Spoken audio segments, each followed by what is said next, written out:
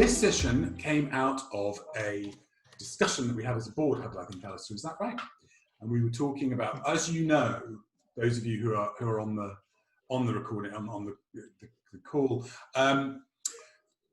the topic of compliance has been a huge one for EuRA in lots of different areas, which Gordon is the expert on, and I'll introduce Gordon in a second.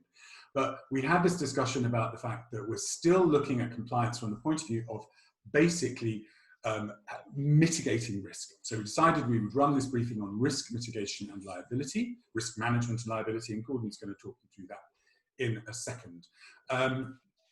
So that's where the genesis of this came about. We're all trying to be compliant, and notwithstanding current events sending us all home, which Zach will talk about in terms of how we've got to be compliant in terms of our tech and cyber issues, we need to look at indemnifying ourselves against risk as much as possible. So that's the genesis of the session, and I'll introduce you first of all to Gordon Kerr, who's on that side to me. Gordon is the EuRA strategic consultant for all things legal. You can find the product of his genius brain on our website. He writes our legal guide, he writes our GDPR guide. He's an excellent moderator, and those of you who've spoken with Gordon at conferences or through our LinkedIn group, don't forget that group is there, the legal peer-to-peer sharing. If you have an issue, if something comes up after this this recording about risk liability, you can always put a note to Gordon in that format. Alistair Murray, who's on that side. Alistair is from Relocation Support Services, and he has been at the forefront of working with the board in terms of things like compliance and projects around EuRA's attempting to get solutions to offer to members in order to be compliant in terms of risk mitigation and liability. Tad Zurlinden, who's down there in my Brady Bunch Square. Ted is the CEO of EuRA. If you don't know Tad, then I don't know where you've been. Tad, good to see you. Thank you very much. You're going to talk more about the context of what EuRA is doing. Zacharia Atya is with us from Clements International. Great to have you with us. He is a specialist in cyber protection. So I know that according to the survey that we did, that was a big topic that came back from our respondents. Nadia Bazari, lovely to see you. Thank you again for being here. Nadia and Tad have been in communication, and they will talk with each other a bit more. Nadia is an expert in, again, insurance and risk mitigation in international environments, as is Tanya Eggleston, who's also with us in the square. So that's our fantastic panel today. Gordon, I will switch to speaker view and hand over to you. Thanks, Dom. Well, I'm going to start with a introduction to the issues that we're going to be discussing at today's session. And fundamentally, it's about the risks faced by relocation businesses and how we can use, in a very practical way, insurance, but also other methods to minimize the impact of these risks on our businesses. Now, I just repeat a point Dom made about using the chat box. That's a great way of sharing with us your feedback, and particularly if you're prepared to share with us any examples of, well, I guess the things that keep you awake at night, the risks that you fear in terms of your business. So anything you'd like to share, that will be very valuable in terms of our discussion. So let's start with, what is risk management? It starts really with identifying the risks to your business and then assessing the potential impact of these risks. In other words, you're looking not just at the academic side of here's a theoretical risk, you're looking at how likely is a risk likely to occur, and if it does occur, what is the damage it could do? So it's that combination of likelihood and the impact of it. And then the third stage in risk management is deciding what steps you need to take in order to manage the risks that you've identified. Now, one thing I should point out, as you know, I deal with legal compliance, so I talk a lot about things like data protection and VAT and anti-money laundering, all of these compliance issues. And in a sense, when we talk about compliance, we talk about what we must do or what we must not do. And that's really just a part of risk management. Risk management is far wider than that, albeit legal compliance is a part of managing risks. And so this wider range, I tend to split into internal risk and external risk. So internally, probably the biggest risk that you face is a simple mistake by an employee. But there is a whole range of other things that can occur internally that could damage your business. It could be something like a contract you've entered and you've not thoroughly checked the contract, and so something comes out of it that creates a liability for you that you didn't expect. And then we have the external risks that every business faces. I mean, I remember when I set up a relocation company, I was lucky. I had one huge client that allowed me to start the business. But almost immediately that was underway, there was a risk in having just one major client. And the inevitable occurred maybe 7 or 8 years later, when at a tender I lost that client. But fortunately by then it only represented 5% of my business rather than 90% of my business.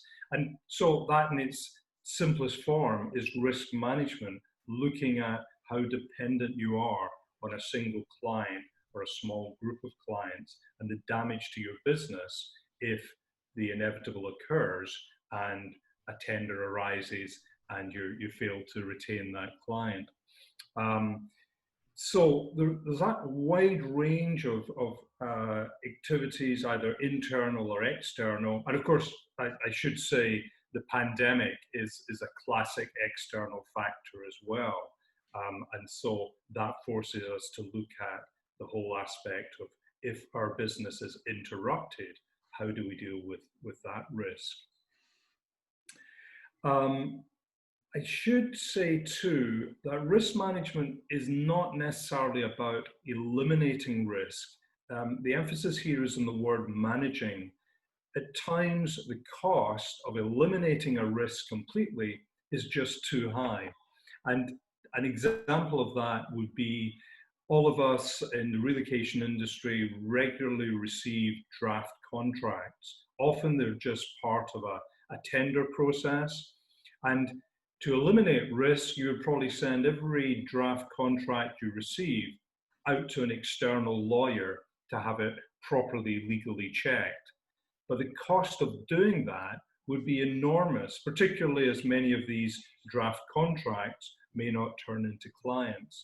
So in practice, most relocation businesses will have a member of staff, often the MD or business owner, who has experience in checking contracts. And so you minimize the risk by having every contract checked, but you have an internal system for that rather than incurring the cost of an external lawyer. And then we come to insurance, which is really the main focus of today. Insurance is clearly a key part of risk management. You identify risks that insurance will take care of. And the survey that's been done in recent days is really asking EuRA members about the kinds of risks that they cover by insurance. Now, what we've got already from that survey is that, firstly, members will commonly have in place a mix of two things. There's the insurance that's required by law. So clearly, there's no option. You have to have in place public liability insurance in most countries. You have to insure your vehicles, that kind of thing. And then we have the risk management aspects of insurance, and the most common ones that have come out of the survey, we see that almost 80% of respondents have professional indemnity cover, against errors and mistakes. Most businesses also have cyber insurance and will also have some form of business interruption insurance. Now, the survey was very useful in providing us with information on the kinds of events that give rise to claims in relocation businesses. And that's something I'm going to be talking about in a moment with Alistair. So just before moving on to Alistair, a couple of final points for me to mention. In most countries, you cannot insure against criminal penalties. So if you're prosecuted under the Bribery Act or for a failure to comply with anti-money laundering legislation, insurance will not cover that kind of mistake or deliberate act. And secondly, just to mention the cultural aspect of this, which I know is something that Dom always raises with us and we have to be very aware of. It arises here too. There is an issue about some countries which have a high risk tolerance and other countries that are just completely risk averse. And similarly, some business cultures are very litigious. And the classic example being from a European perspective, the United States in business terms is very litigious. And of course that affects their need for insurance. And it also affects, I'm sure, the cost of insurance.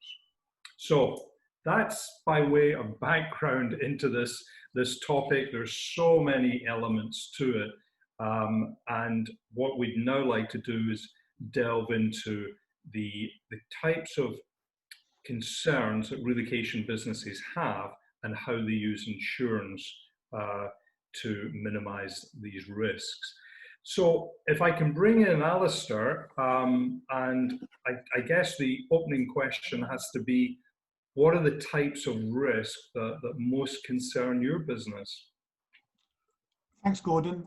I think it's very interesting that I've been chosen to speak today, because I think to your point about different cultures, I think I'm the one in our business, even though I'm the managing director, with quite a high risk tolerance, because my background is in sales. So generally I will say yes to most things. I'll want to sign a contract and I'll want to say yes to all of our clients. And thankfully, we have a head of operations who is very, very good at spotting or thinking of the worst case scenario and then planning for that and making sure it absolutely doesn't happen. So as a team, we work really well. So yeah, to your point, there are so many different elements to risk, I think, in running a business.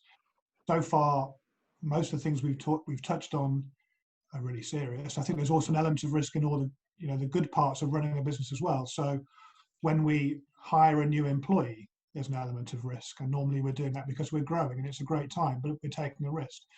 When we're winning a new contract and signing up with a new client, there's an element of risk to that as well. Even when we're invoicing, way above where we budgeted for, there's an element of risk in that, in terms of whether we'll get paid in time. So there's a huge amount of risk involved in running a business, and that's before we've even come to the element of our day job of managing international assignments. And that is, as we all know, it's a complicated process. There's lots of risk involved. There's lots of different variables involved. And so some of the points that I think you've touched on and we've spoken about during the discussions of the EuRA board would be things like missing the deadline to serve notice to end a tenancy. That's one of the big concerns that we have as DSPs, where for whatever reason, it may just be human error, you miss the deadline of sending the email, then you can be responsible for sometimes quite a hefty amount of rent for 2-3 months at a time if you're not careful. So that's, I guess, one of the biggest concerns. There was also a story I heard from a colleague at a previous company where they were providing a home search service for someone that wants to live outside of London and commute into the centre. And the main criteria for her choosing that particular property was walking to the train station and being able to get that particular train line to the office, which was really quick. And they moved into the property. And then within a week of her being in that particular property, it was closed for refurbishment for 2 years. and so she wasn't able to commute to the office, and obviously was looking for compensation and a potential insurance claim there because they felt that the advice they'd been given and moving to that property was incorrect. So there are ways, obviously, as organisations we can get around that, but the risks are huge, and that's why we are an industry that adds a huge amount of value, because it's our expertise as a DSP that will hopefully mitigate that risk, and rather than leaving people to their own devices and Googling services, they'll use us and they'll avoid those pitfalls. And then I guess one of the many things that keeps me up at night at the moment would be the health and well-being of our clients, assignees, and our team at RSS. So over the last few months, that has become the #1 priority, I think, for all of us in our industry. Health and safety has gone to the top of the agenda, where it's normally somewhere at the bottom of most meetings. That's the #1 priority for all of us. So yeah, managing risk and having those conversations internally is a huge part of what we do as an organisation. And Alistair, if I could follow that up then by asking, what types of insurance do you have in place at the moment to cover these risks? So it's relatively straightforward in the UK. We're able to choose from 2 or 3 different companies who provide, very well-known companies in the UK who provide, it's like an umbrella policy of employers' liability, which covers public liability as well as products and services. And we also have professional indemnity. They're renewed every year, but in addition to that, we keep a matrix of client requirements, because it seems every client we work with has a different requirement in terms of the level of liability that's required for each type of insurance. So we keep that as a matrix, and if we need to increase the level of coverage, level of cover for this different type of policy, then we will do that, and we'll just consider that a part of the cost of doing business with that company. But they're not, all clients are not the same, obviously, so different requirements for different organisations.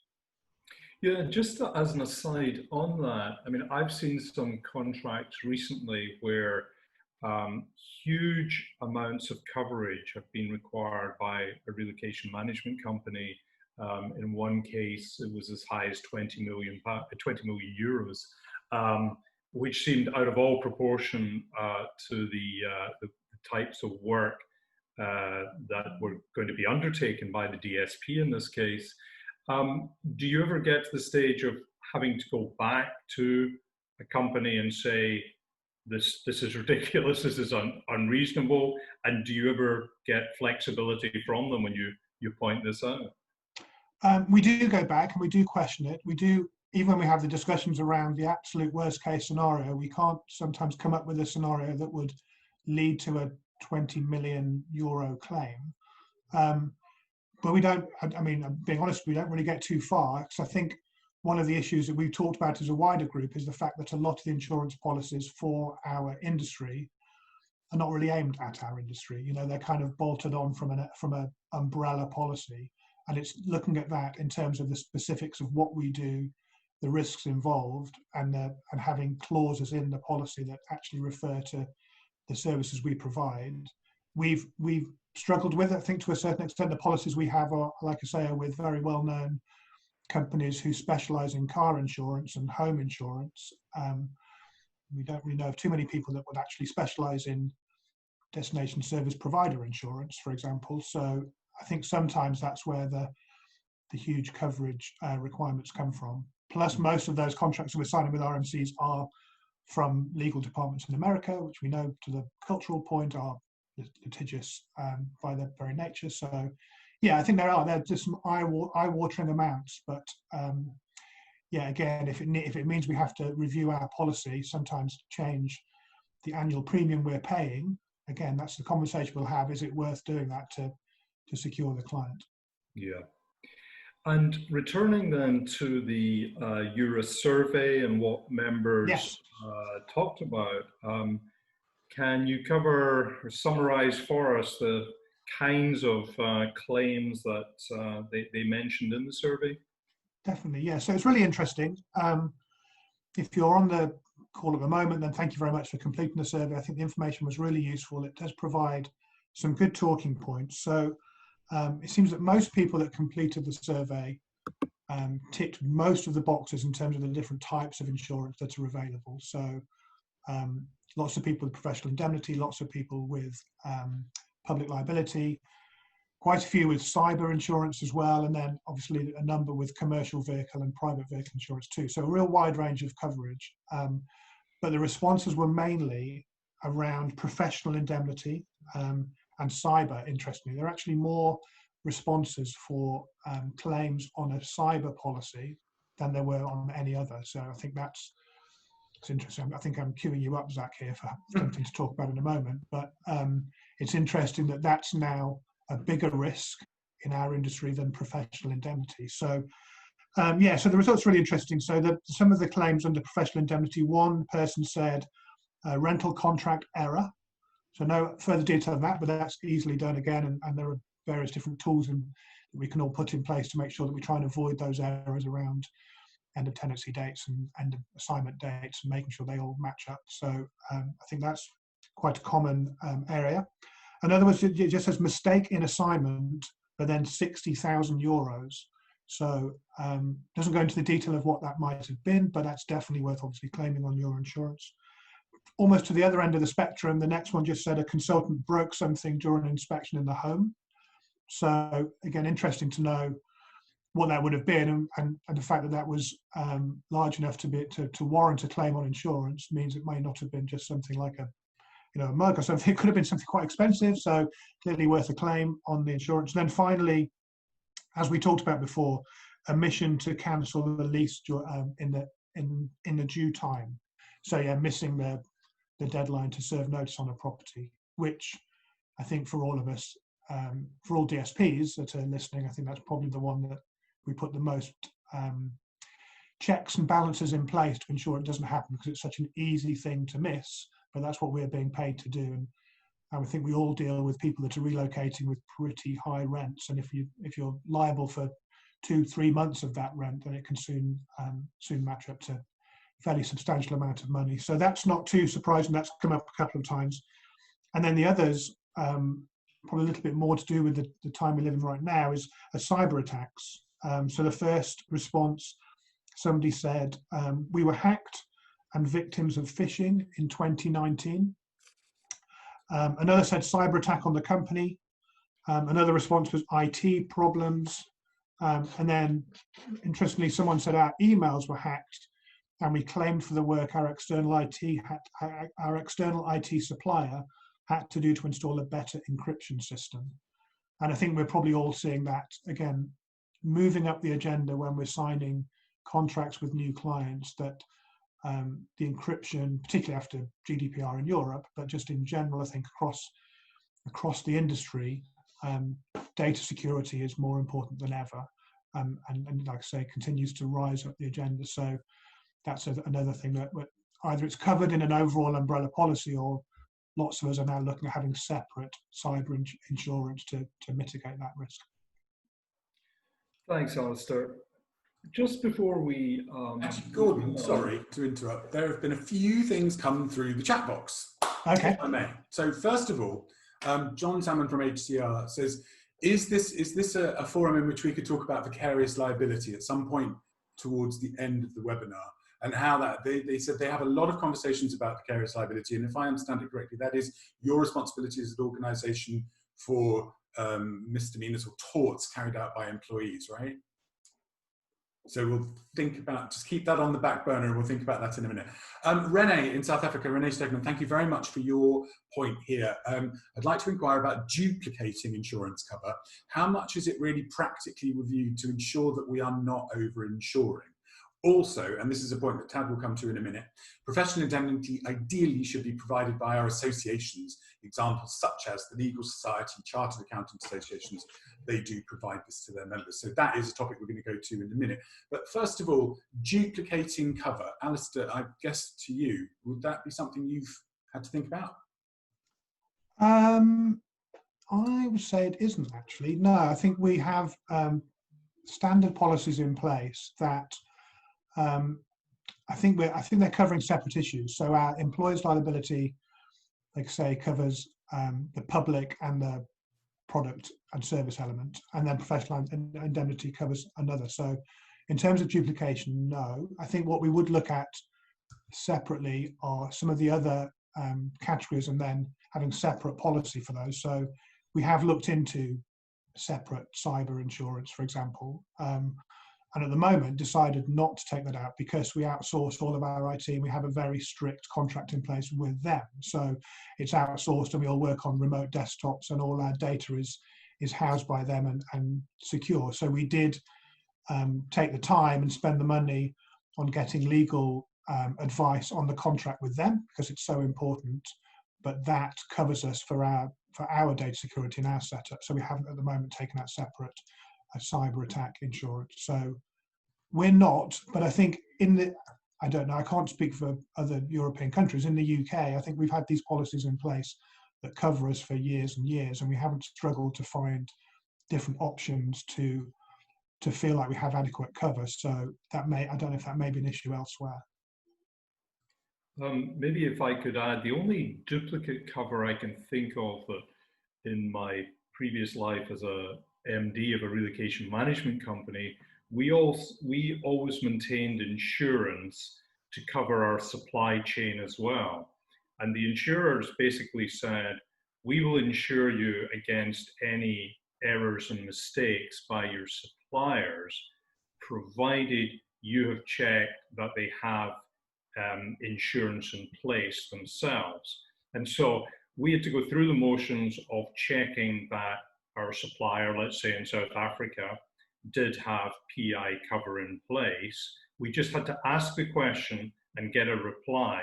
And provided we did that, if our South African supplier turned out not to have adequate insurance, then our insurance kicked in. And so it was what we call belt and braces. And in a technical sense, maybe it was duplicate insurance, but it allowed us to manage the risk of a supplier who maybe failed to renew their own cover. So that's the only example I can think of. And if I may jump in as well, that's also another form of vicarious liability in terms of your subcontractors all down your supply chain. So being able to examine and understand your risk management, internal risk management procedures for those that you are even getting services from, even though you're also providing services to a client, is also something to understand and wrap your arms around. Yeah. Great. Gordon, do you want to go on? Yes, I just one final question for Alistair. So you're not off the hook yet. Final point was really, we've talked about insurance and the type of coverage you have in place. I just wondered if you could summarize for us, Alistair, what other forms of risk management you take against the kinds of things you've mentioned. What are the processes that maybe you put in place to minimize risk in a broader sense? Okay, yeah, I think that's a really good point, because that's where we spend the vast majority of our time and effort on this subject, is avoiding making a claim on our insurance policy. So that's the last thing we want to do, is have to make a claim. So there are lots of different things we talk about, and I'm not just saying this in my branded t-shirt, but the EuRA quality seal does really help in putting the framework in place. So we do have a very strict and very detailed business continuity plan, which we look at regularly. Thankfully, we looked at it together, myself and, like I say, the head of our operations, in February. So a number of the elements of our continuity plan came into force at the end of March. So that's the first thing, and that includes a number of different sort of subsections around impact analysis. There's a hazard matrix, and there's also recovery procedures. So it's all very detailed and broken down into, as you mentioned earlier, how likely is something to happen, and if it does happen, what are we going to do about it? We have a risk register, which is another kind of fail-safe, hopefully, way of working in terms of identifying all the risks involved, both internal and external, and again, looking at worst case scenario and seeing how we can avoid any of those things happening. Pleased to say we did seem to get through all being sent home and then working remotely unscathed. Everything seemed to work well. You know, like I mentioned before, we all work on a remote desktop, so everyone had access to every document, everyone had phone and laptop, so the business continuity plan did kick in for real and did work really well at the time, so I was pleased about that. Then I think there's also a number of other different factors. Right from the beginning, when we bring someone on board, staff training plays a really important part. So we run through all of our company policies with every new employee. We have an online equivalent of an employee handbook, which allows everyone to understand exactly the roles we're taking and everyone's responsibility in terms of mitigating those risks. We also undertake a SWOT analysis on a regular basis. So we're thinking from a sort of wider perspective of the opportunities and threats that we face as a business and as an industry. So we review that on a quarterly basis. And we also, again, part of our quality seal is we have a management review with a pretty hefty agenda, which generally takes about a day to get through, where we're talking through every element of risk as well. Again, like I say, not just those things that we may see as a negative, but when we're winning new clients and when we're invoicing lots of new work and we're bringing on new people because we're growing, we're trying to identify the risks involved of all of those things and how we can stop any issues that may occur from having to rehire somebody or to be spending a long time chasing outstanding invoices. So yeah, there's a number of different things that we'll put in place, and the absolute final straw, I guess, for us, for any business, would be that we have to make a claim on our insurance. So we're doing all we can to identify the worst case scenario and making sure that we never have to go through that. And it's an ongoing, it's not just quarterly, it's an ongoing discussion. And like I say, I'm probably the one, particularly with new clients, that wants to say yes, and then we have a discussion around making that more practical and making sure that we're able to provide the services necessary and absolutely minimise the risk involved. Thanks very much, Alistair. No, before I move on to Nadia and Zach. Actually, sorry, Gordon, I'm going to keep, I'm so sorry to do this to you. Another question, which actually is quite pertinent just now, really directed, I guess, to you from Robert Fletcher. Thanks, Robert. What are your thoughts about consequential loss clauses in contracts? Yeah, I think if you cannot predict up front what the loss will be, I hate the idea that you somehow have to follow all the consequences, even if these were completely unforeseen. My starting point is always to follow how a court would look at, if I am negligent, then I should be responsible for the foreseeable consequences of that negligence, rather than fully indemnifying a client for everything that they could possibly lose. And, you know, they may choose to use the most expensive law firm in the world, for example. And so, you know, I pay out £100,000 in legal costs. So indemnity clauses, are something that should be resisted. But, you know, they are certainly creeping into more and more contracts. And yeah, it does come back. That is classic risk management. If you have no choice but to accept an indemnity clause in a contract, if you want that client, then you have to really assess, A, do I want to enter that contract? And B, let's talk about the kinds of risks we're running with that. So yeah, that's how I see indemnities. It's a fact of life, but resist if at all possible. Thanks, Gordon. There's another question come through from Diana. Diana, if that's okay, I'm going to go back to that after we've heard from Tanya and Nadia and Zach, because it might get answered in the meantime. Gordon, back to you. Yeah, so Tad, your opportunity to just mention a little bit of recent history in terms of the association and professional indemnity insurance and where things are just now as you see it. Well, I mean, professional indemnity insurance has been on my mind long before EuRA came into existence.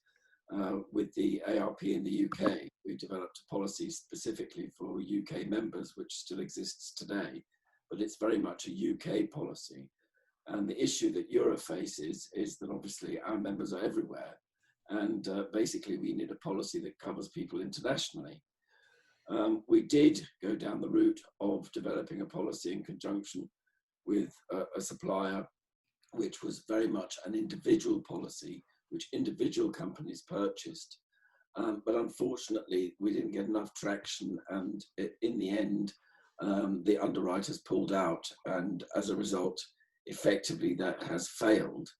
And all very unfortunate, but we're now looking at talking with Clements to try and develop a more umbrella policy, perhaps through the association, which I think is one of the points raised by a couple of people in the Q&A.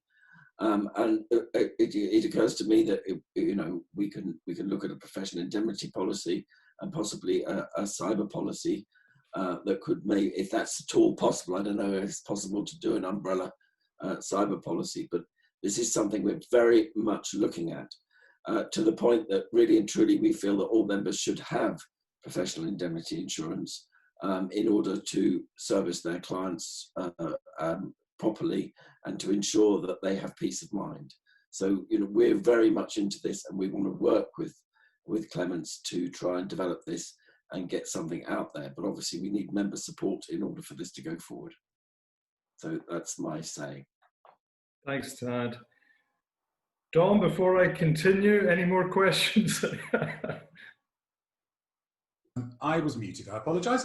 I think I'll get on to Diana's point. Diana Ilieva has been asked to prove professional insurance for contractual liability insurance to protect your company against any claim for negligence in respect of services offered by the applicant.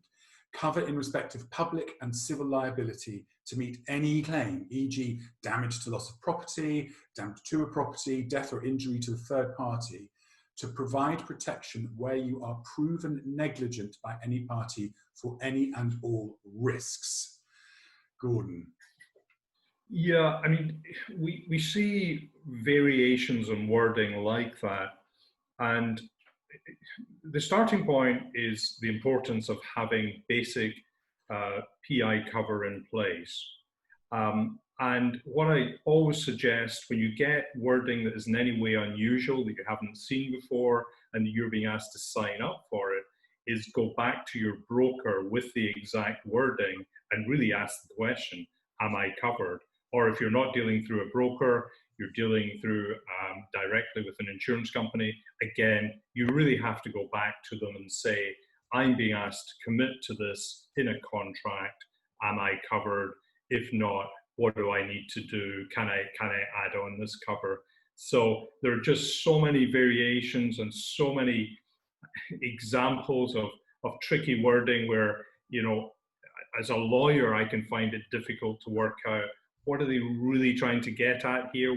What's behind this?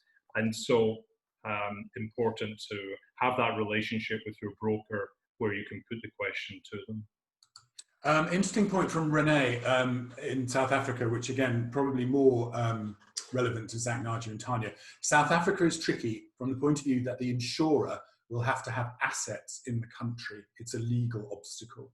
So that might be something that we can just talk about as we move forward. Thanks, Renee. Gordon, back to you. Okay, and I think we're probably starting with Nadia here, but feel free, and hello Tanya, I haven't recognized you yet. But I guess my opening question here is to really say, what types of insurance do you recommend that relocation businesses have in place? And particularly having heard the kind of examples that have been given, can these all be covered by insurance? And where does PI cover fit in with cyber cover, for example? So I don't know who wants to start this from your team. Oh yes, I'm going to go, but I'm going to turn it over to Nadia. That's why my apologies. She will be representing us today on this call. So I will turn it over to Zach and Nadia. Okay, thank you. So so I want to thank EuRA to be able to participate in this risk management forum. We are very excited to be part of it. Just to provide you with quickly, who is Clements? Clements is international insurance broker, and we have a large book of business in relocation industry. We design customized specific insurance solutions for global organizations that relocate their employees in partnership with Jacob Street. But in addition to this, we have creative ways how to customize solution for different types of industries. Now dive a little bit more into the specific questions and coverages from the survey. There was a question in regards to contract and being able to cover damage to property of others or third-party liability.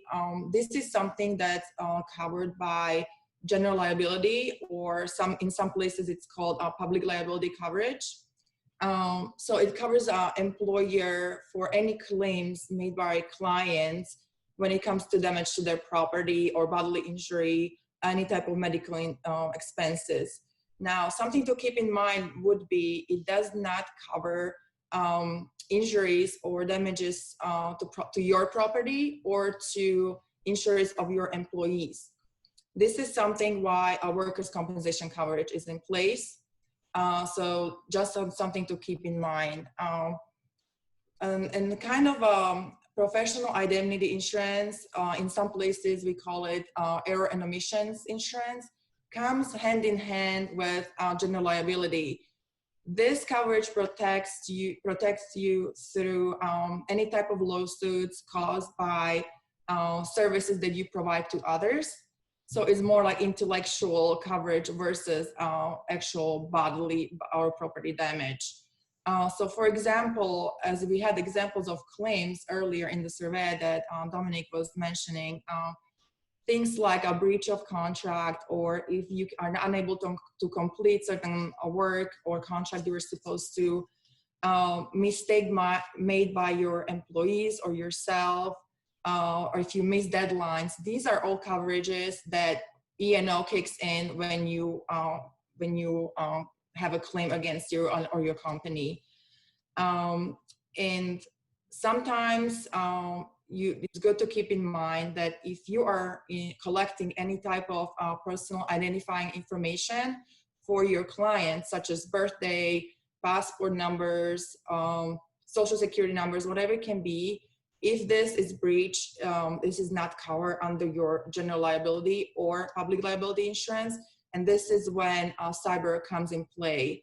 And maybe Zach, maybe you can kind of tie a little bit more cyber and professional liability and how you can mitigate risks and how it comes to play. Sure, thanks. And hello, everyone. So cyber insurance really has three main components, and it usually encompasses first-party costs. So these are any sort of costs that you would normally incur as a result of a privacy or data breach. And it's typically costs like forensics, having a data breach team coach, any sort of lawyers that will help mitigate losses as a result of these instances.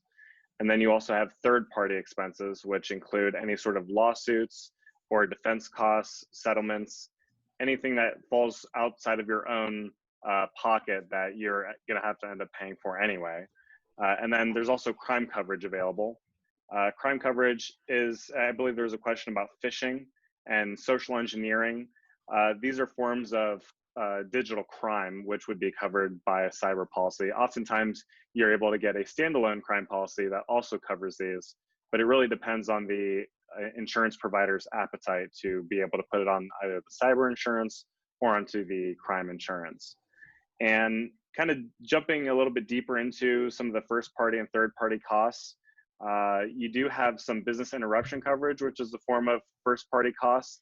So if you're taken offline and you're unable to perform your professional services as a result of a data breach, that's where you start to see some of the crossover, because it's starting to hit your own revenues and your own profits. So if you're unable to access your systems and perform any of the work that you've mentioned to your clients that you would be able to do under contract, or meet deadlines as a result of a data breach, this actually could not only trigger your cyber policy, but also your professional indemnity insurance as well. So you may actually end up paying on both policies, even though it came from a data breach. And it's really important to review and work with your broker to look at some of the exclusions on each of these policies, because in some instances, and what I've seen, unfortunately, insurance providers would like to pay less whenever possible. And there have been instances where there's been an exclusion on your professional indemnity insurance that says if a cyber breach is the cause of your negligence, you will not be covered. So I've been working with a lot of my clients as of late to make sure that they're not having any of these exclusions on their policies, because it's really important, especially as your digital operations and your physical operations, those are starting to get blended more and more as time goes on. And it's only natural that as technology evolves and you start to implement more of these technologies into your business, that you're able to cover this crossover. So in some instances, I'm finding policies that actually cover professional indemnity and cyber indemnity as well onto one policy. And what this does is it allows for some congruency in terms of your coverage. And this especially is important when you're working with perhaps two different insurance providers, where they have two different types of language, two different types of definitions. And this sort of crossover ends up actually becoming, adds potential for more gaps in your coverage.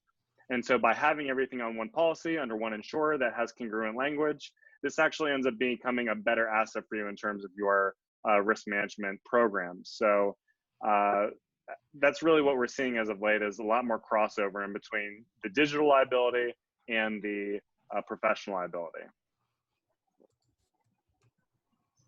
Yes, and I want to jump in also a little bit more on the professional liability and talking to your broker and really reviewing the wording in a contract. Something to point out is many E&O or professional liability policies are written on a claims-made basis. That means that a coverage is provided if the claim is made during the policy versus occurrence, which means the incident didn't have to occur during the policy year, but it could occur some other time, but the claim was made during the policy time. I hope that makes a little bit of sense. So that's something to keep in mind. For instance, if I had E&O last year and you know, some incident I created and the lawsuit was brought to me this year, but I already don't have E&O this year, then I wasn't covered, even though the incident was last year. So that's something to keep in mind, why we should be looking into this coverage. Also, I understand that there is a lot of industries, including sometimes relocation in certain geographical areas, where you do not have really available coverage for professional indemnity or E&O insurance. Or the coverage that is available is not really tailored specific to your industry, whether it's high limits or not enough coverage. This is when usually Clements works, or other brokers too, work with organizations or associations such as EuRA to design a master policy under association. And that gives your members and gives you as a member opportunity to let us know what exactly you need as far as coverage. It gives us as a brokers more flexibility in designing coverage specific to your industry. And also the risk pooling is greater, so the premiums are usually lower. We can adjust the limits of coverage. So this is something that you know, associations are looking into, as well as members are requesting. And I think that was one of the requests earlier, so I hope I covered that the piece. And one other thing I do want to add, you know, I think there are a lot of people listening that are saying to themselves, well, we don't do anything wrong. We're doing everything perfectly. We've never had a claim. One thing that I really think is important to highlight with a professional indemnity policy is that it doesn't just cover you for when you actually do something wrong. You could have done everything right, but if one of your clients alleges that you did something wrong, unfortunately, that still costs money to defend yourself, to prove your innocence. You know, they say innocent until proven guilty, but unfortunately, when you're actually taken to court, the money doesn't exactly agree. And so having a professional indemnity policy in place is extremely important, just because you're still going to have to pay out of pocket for those legal costs just for an allegation. So it works for you when you need it, and it works for you when you don't. Okay, well, thanks, Zach, and thanks, Nadia. That was very interesting, and you know, I guess that there will be ongoing discussions. Tad, I just wonder, in terms of what you've heard, is that of assistance to EuRA? Did you have any follow-up questions for Zach or Nadia? I think I just have a follow-up observation that we should talk more and see what we can do to develop something which members can buy into. And from what Zach was saying, potentially developing something that combines the two insurances, which helps members in those areas. I think that's all we can do, and we move forward and try to create something that is reasonably priced. I mean, you know, insurance is insurance, it'll have a cost, but the more members that participate, the better value it will be for everybody. But the most important thing is to have something there which helps people, whether they're being accused of something that they're not guilty of, or being accused of something that they are guilty of. Either way, I see it as peace of mind insurance. And frankly, you know, whatever, 800, 900 euros for peace of mind for a small to medium sized DSP is probably good value for money. Yeah. Okay, shall I return to Dom and other questions? Yeah, please, if you have any questions, put them in the Q&A, raise your hand or put it in the chat box. In the meantime, Alistair, I remember we had a discussion with one of our members a while back who I can't remember the exact specifics, so I just wanted to check with you. One of their employees opened a phishing email, is that right? And it locked down their legacy server, and they were then like ransomed by the person. Do you remember what the outcome was of that? And would that have been, to Zach, would that have been a cyber exclusion? I can remember the person that shared that with us, and I remember it being particularly stressful at the time. I don't think, and they were definitely being held to ransom. Yeah, they were told they needed to pay a certain amount of money, but I don't think pretty sure they didn't pay. I think they were advised not to. Right. But I remember at the time, yeah, it was particularly stressful, and all from opening just one presumably innocent-looking email.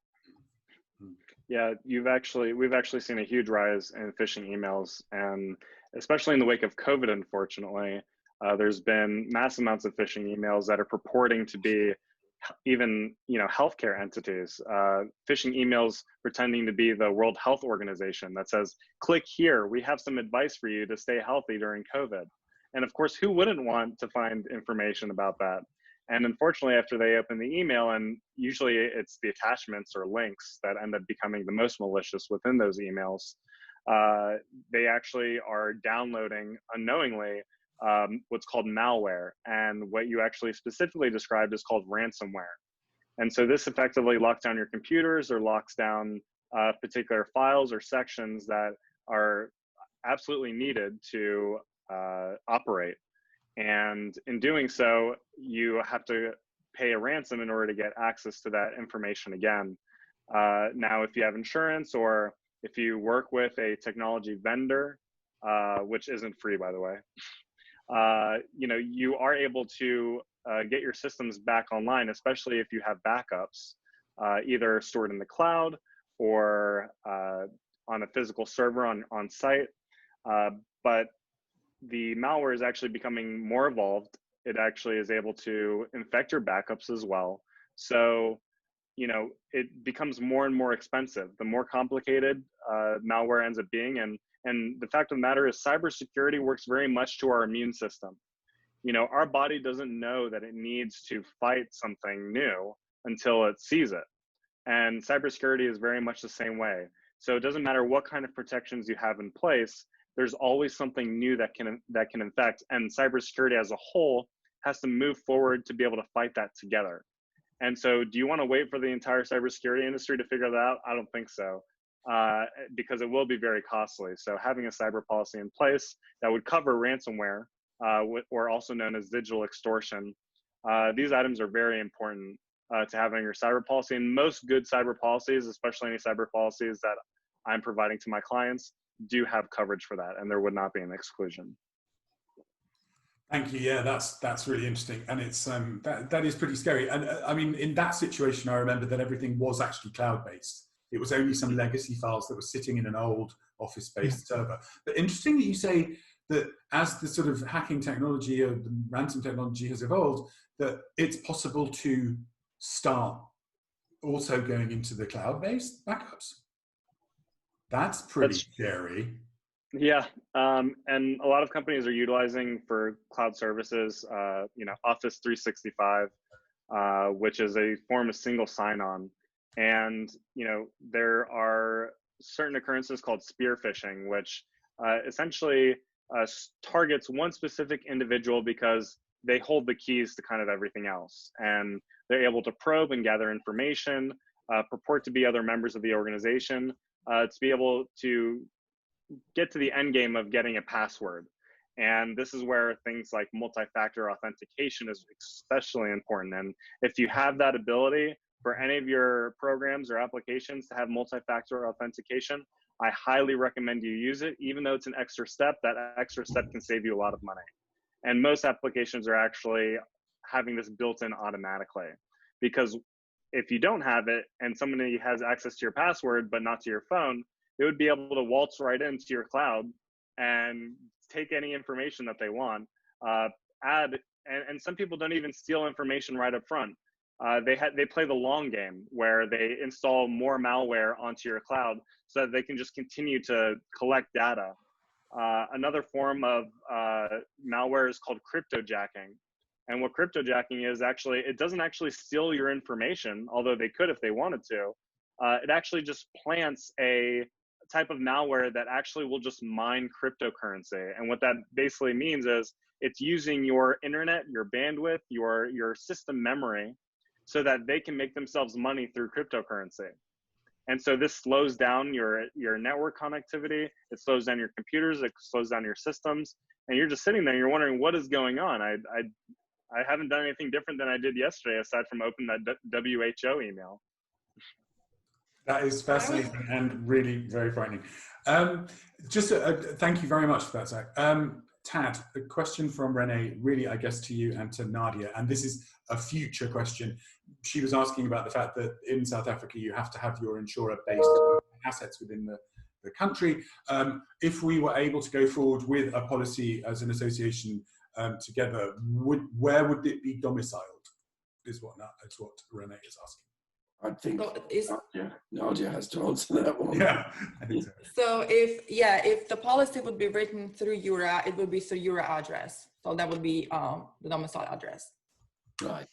And I wanted to also add that if you are as a member and you access to master policies through organization, like we work with some of our clients, you know, we provide also webinar education, risk mitigation, educational webinars. So this is not just access to the policy, but also educating you as a client and how to move forward in mitigating the risks. So that's another benefit added to this type of policy. Thanks, Nadia. I think Renee's question relates to the fact that if the policy is UK based, would she be able to buy into it from South Africa? That's the point. I think it's time for EuRA to have an office in Cape Town then. Okay. Would be my most likely, yes. We have to look in the compliance, but the way it's structured, typically when the master policy is through association, it actually, the rule is where the compliance kicks in where the policy is placed from. So whether the member is in South Africa or not, he can or she can buy into the policy. Okay, great. Thank you very much. Gordon, can I ask you to sum up? Oh, and just to go back to that, because when we were talking before about vicarious liability, I was thinking about vicarious liability to your teams, but Zach, as you said, it extends to like suppliers. And I know that that's very heavily covered within our EuRA Global Quality Seal, that you are responsible down the line for the management of your suppliers. But what are the kind of potential pitfalls, Gordon, in terms of vicarious liability and whether they're mitigated or whether they can be managed, mitigated? Yeah, there was a huge case last year against Morrison Supermarkets, which is now the definitive UK case, but I think it has broader implications in the UK on vicarious liability. And that's where an employee, a disgruntled employee working in the audit department, posted on the internet the personal details of several thousand employees of Morrison's. And under the GDPR, Morrison's were found not guilty of anything. They had good systems in place. This was a rogue employee out to cause trouble. But there was then a claim from the X thousand number of employees against Morrison supermarkets under vicarious liability. So because an employee had put their personal data out there, they were claiming that under vicarious liability, that was the same as if Morrison Supermarkets Limited had carried out the act. And it went all the way to the Supreme Court. In all the lower courts, it was held that Morrison Supermarkets were liable. And we're talking about millions of pounds here. And I think behind that was the idea that, well, Morrison's should be insured against this kind of loss. But in the Supreme Court, just a few months ago, it was overturned, and Morrison's were able to dispute the claim successfully. So that's good news for those of us in business with employees. If the employee is acting way outside their remit, then you can claim that you have no vicarious liability. It's so far away from their role, from their job purpose, etc. And incidentally, the employee was sentenced to 8 years in prison. So he paid a very high price for his misdemeanors, and at the end of the day, Morrison's are innocent. But it's an example of how crazy things can be, where an employee does turn nasty on the employer. In that case, it worked out okay, but yeah, it's a big risk, and certainly one that an employer would want to be talking to their brokers about, what they're covered for and what they're not in that specific area. Fascinating. Thank you, Gordon. That is really interesting. And it comes back to the point you made right at the beginning about the costs being too high in certain circumstances. And I know, Tad, that resonated with me, well, twice now. Firstly, when we had to cancel or postpone the Palmer conference in 2010, we then immediately looked into insurance cover for an event of that scale. It's too expensive. I mean, that level of cover is so expensive that the losses are not going to balance out. We are on the hour, so unless anybody has a burning question they'd like to ask, I think it's probably time to draw this to a close. As you know, this will be edited and put up on our YouTube channel on Friday. You just have to search EuRA in YouTube. If you are not subscribed to the channel, please go and do that. Gordon, thank you so much for fantastic moderating. I will leave you to thank the panel. Yeah, we got such a great variety of issues arising there. It tied in very neatly with the survey as well. But I think we've covered so much ground. It's clearly so important that we start by assessing risk, what it means in our own businesses, and then looking at how insurance can be part of risk management. And obviously there's now going to be an ongoing discussion involving TAD and Clements International. And let's hope that that produces something that is as valuable to members as I think it will be. And that includes the staff training aspects as well. I think that's something that is so important. So thanks very much to the panel. Great contributions, and a pleasure working with you all. Yeah, absolutely. Thank you, everybody. Thank you, everyone. Pleasure. And cheers. Just the next briefing will be in the beginning of August, and we are going to be looking at the thorny topic of rising prices and rising costs in the light of COVID. So that's going to be an interesting one. The EuRA Fall Forum, October the 1st and the 2nd, behind Tad's head, there is a little reminder that is a free to attend for anybody who is registered for Seville 2021.